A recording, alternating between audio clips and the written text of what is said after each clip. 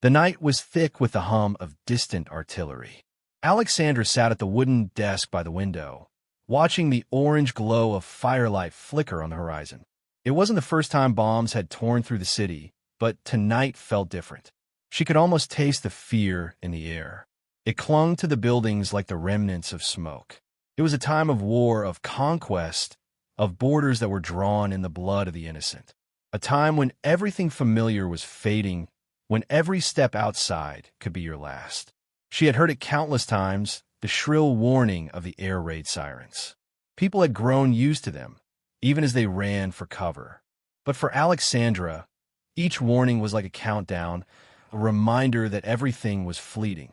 No matter how hard she tried to convince herself otherwise, she could not deny the creeping truth that something had to change. There was a limit to what one could endure before the world tore you apart, piece by piece. Her father's old map spread out before her was a constant comfort, yet it seemed to mock her now. It was filled with roads, rivers, and mountains, the lines of geography that separated nations, divided families, and determined fates. But Alexandra knew something that many did not. These lines weren't just drawn by geography, they were drawn by power. And right now, that power belonged to the enemy.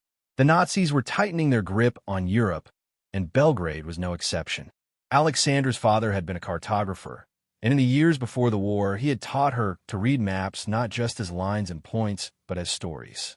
She had always been fascinated by how each curve of a river or the shape of a mountain range could tell a tale, stories of migration, of war, of survival. But now, the maps had taken on a different meaning. They were no longer just a reflection of the world. They were a key to survival.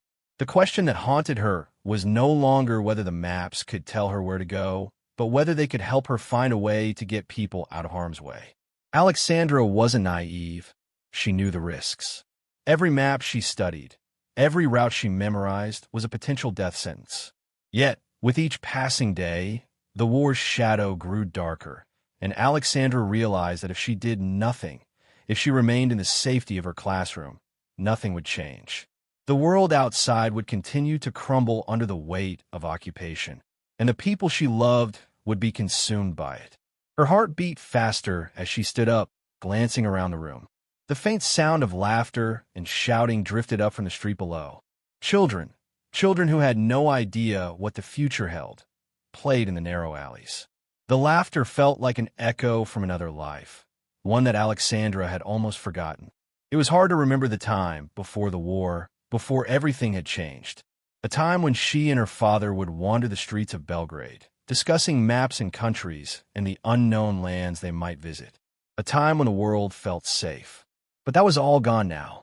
The laughter of the children, the clinking of glasses in the cafes, the hum of the city, it was all fading into something darker, something far more dangerous. The Nazis had come, and with them, they had brought not just an army, but an ideology that sought to erase entire populations. Alexandra knew too well what the Nazis were capable of.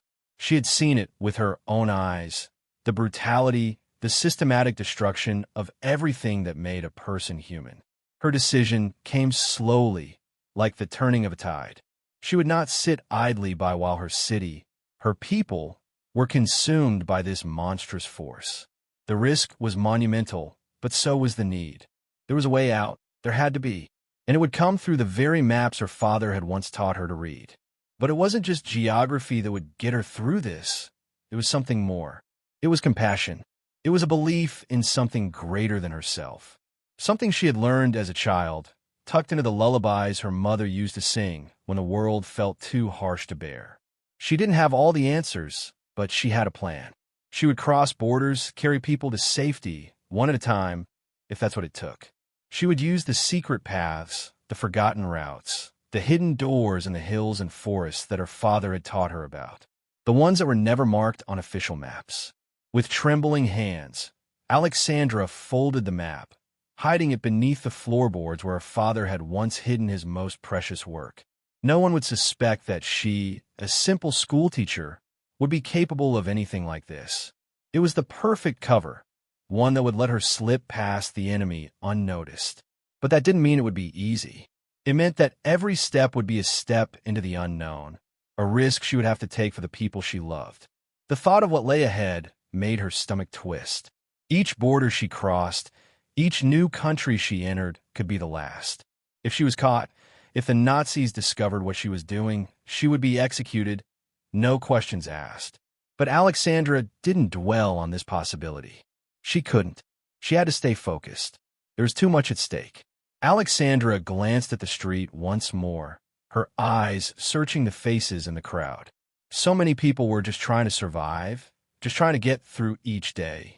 But what did survival mean if the world you lived in was broken? What did it mean if you were trapped behind lines drawn by men who didn't care about the lives they were destroying? She made her way to the back door of the building, the one she had used 100 times before. Tonight, it felt different. Every step she took was deliberate, like a soldier preparing for battle. She could hear her breath, shallow and quick, and she knew that the night ahead would test her in ways she could not yet imagine. As she stepped into the street, Alexandra paused for a moment. The night was eerily quiet. The air felt heavy, like the calm before a storm. She took one last look at the city she had grown up in, the city she would soon be leaving behind. The first step was always the hardest, but once it was taken, there was no going back. She felt a flicker of fear, yes, but also something else, something stronger. It was resolve, a quiet, unshakable resolve to do whatever it took to help those who couldn't help themselves, to cross borders, to break boundaries, to defy the very thing that sought to keep everyone in their place. Alexandra took her first step into the unknown, knowing that there was no way to predict what would come next. But she also knew one thing for certain. The war was far from over, and neither was her fight. As the sound of distant artillery echoed again, she set off, heart pounding but determined. The maps she carried weren't just lines on paper. They were lifelines. They were the only hope some people had left. And with that thought in her mind, Alexandra crossed the first border of many, disappearing into the night. Alexandra moved quietly through the thick forest, the damp earth beneath her boots muffling her steps. The trees, tall and oppressive, stood like silent sentinels, watching her as she navigated their labyrinthine paths. It was a world she had once known well, the forests of her childhood. But now, everything felt different. The air was colder, the shadows deeper, and the silence around her was filled with an unspoken tension, a fear that clung to the very ground beneath her. She was not alone, not in the way the forest was silent, but in the way that each step she took brought her closer to people who would help her, and yet, at the same time, made her more isolated. The people she met along the way were strangers, fugitive farmers, resistance fighters, other refugees, each with their own story. Some she trusted, others she didn't. Some she'd never see again, and some would vanish into the night like ghosts. The journey was hard, impossibly hard. She moved across borders, through hills and valleys, across rivers that cut through the landscape like veins of life. But the borders she crossed were not just physical. They were political, ideological, and moral. The people who lived on these borders were as divided as the lands themselves, torn between loyalty to their country, to their people, and to their own survival. For Alexandra, there was only one loyalty, to those who could not escape the war, to the families who had nowhere to run, to the children who had no one to protect them. Every encounter was a gamble. She was carrying something precious, maps that would guide people to safety, lullabies that would keep them calm on their dangerous journey. But the people she met were wary. Trust was in short supply, especially when fear ruled the land. Some were too afraid to help her, others too afraid to accept help. In the distance, the sound of marching boots echoed from German patrols, always drawing closer. Alexandra knew the cost of failure. She had seen it in the eyes of the people she passed, seen the despair of those who had been caught, the ones who had tried to escape and failed. But Alexandra didn't flinch. She couldn't afford to. Every step, every decision could mean the difference between life and death. Yet, in the midst of the perilous journey, she found moments of unexpected warmth. A kind word from a stranger, a shared meal in the dim light of a refugee's hut, a lullaby whispered by a mother, as she tucked her child into bed under a blanket of fear. It was these moments that kept her going. They were small acts of resistance, simple gestures of humanity in a world that had been ripped apart by war. One night, she found herself in a small, makeshift village nestled in the foothills of the Carpathian Mountains. The villagers had been hiding from the Nazis for weeks, their homes abandoned, their crops burned. They lived in constant fear of discovery. Alexandra had passed through here before, but this time she had to stop. Her legs ached from the long journey, and the cold seeped into her bones. The villagers, a mix of old men and women, mothers and children, greeted her cautiously, their faces drawn with the weight of their hardships. She showed them the map she carried, the one her father had drawn for her, marking hidden paths through the mountains and rivers that the Nazis had not yet discovered. The map was a lifeline. She explained to the villagers the importance of these routes, how they could escape the occupying forces by moving in secret under the cover of darkness. But the villagers were skeptical. They had heard many promises before, promises of freedom and safety, only to be betrayed by those they trusted most. Fear had worn them down. Alexandra understood their hesitation. She had seen it all too often. Trust was a currency that had lost its value in this war. People had learned that giving too much could cost them everything. But there was no time to waste. The Nazis were coming, and they were coming quickly. The villagers had no choice but to take the risk. So Alexandra sat with them, explained the maps again, and shared the lullabies her mother had sung to her when she was a child. Words that would calm the children and soothe the adults. Words that would make them feel safe, even when everything around them was anything but. As she spoke, a young child approached her, a girl of no more than 8, clutching a small doll to her chest. She stared up at Alexandra with wide, innocent eyes, her face a mix of curiosity and fear. Without a word, the child handed Alexandra something small, a scrap of paper. It was torn and weathered, but Alexandra recognized the handwriting. It was hers. The map, or at least part of it, had been drawn by her when she was much younger.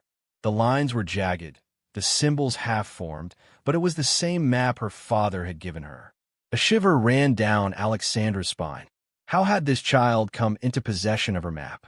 Had someone else been using it? Had someone else been doing what she was doing? She was no longer sure if she could trust what she was seeing. But then the child spoke in a voice so soft it could barely be heard above the wind. "This is the way," she said simply, her tiny finger tracing the path marked on the paper. Alexandra looked down at the map again, the weight of the moment settling in her chest. This was not a coincidence. The child knew something, perhaps more than anyone else in the village. Alexandra could feel it, the sense that the world was shifting in ways she could not control, that her role in this war was part of a greater, unspoken narrative. She had come to help them, but perhaps they had come to help her too. The next few days passed in a blur of preparations. The villagers gathered their belongings, hiding what they could. Alexandra gave them the maps, the secret routes, and the lullabies she had carried with her across borders. But it wasn't just the physical escape she was providing.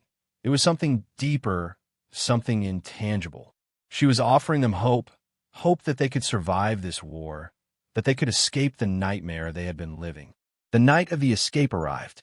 Under the cover of darkness, the villagers moved through the woods, guided by the maps, their steps light but hurried. Alexandra walked at the front, her heart pounding in her chest. She had done this so many times before, crossing mountains, fording rivers, finding the hidden ways that no one else knew. But this time was different. This time, the stakes were higher. These people were relying on her, and they had no idea what she had risked to bring them here. As they neared the edge of the forest, the sound of German patrols echoed through the night, their voices sharp, their boots heavy on the ground. Alexandra's breath caught in her throat. They were getting closer. The time had come to move or be caught. She made a decision, one that would haunt her forever. She told the villagers to keep going, to follow the path and not look back. She would stay behind, make sure no one was left behind. But as she prepared to turn and face the patrols, something happened. One of the villagers, an elderly man, pulled her aside. He was shaking, but his voice was steady. "You cannot stay," he said. "You are the one they are hunting. We need you to lead us to the next border.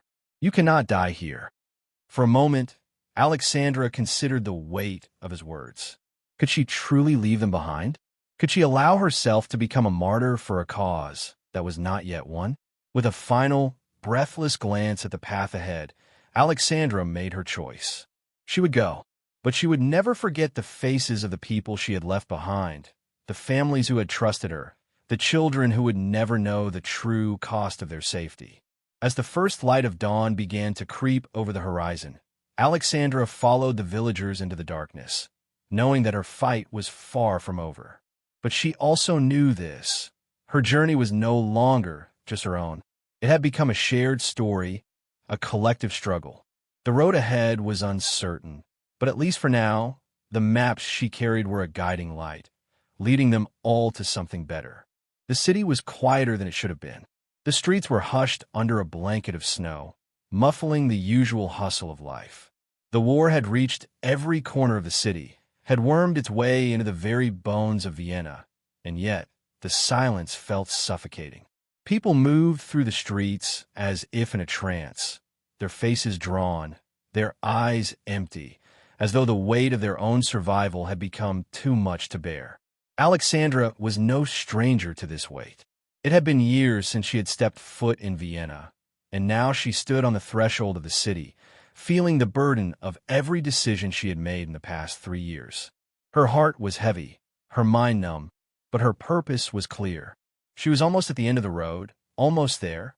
She had crossed countless borders, hidden herself in the shadows of enemy territory, helped hundreds of refugees escape the iron grip of the Nazis.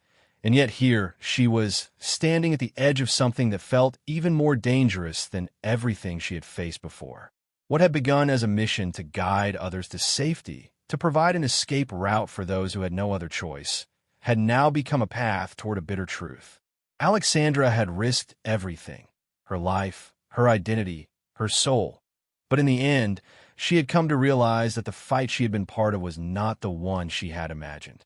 She stood on the steps of a small, crumbling building in the heart of Vienna, watching the snow fall in slow, heavy flakes, each one a reminder of the cold indifference of the world.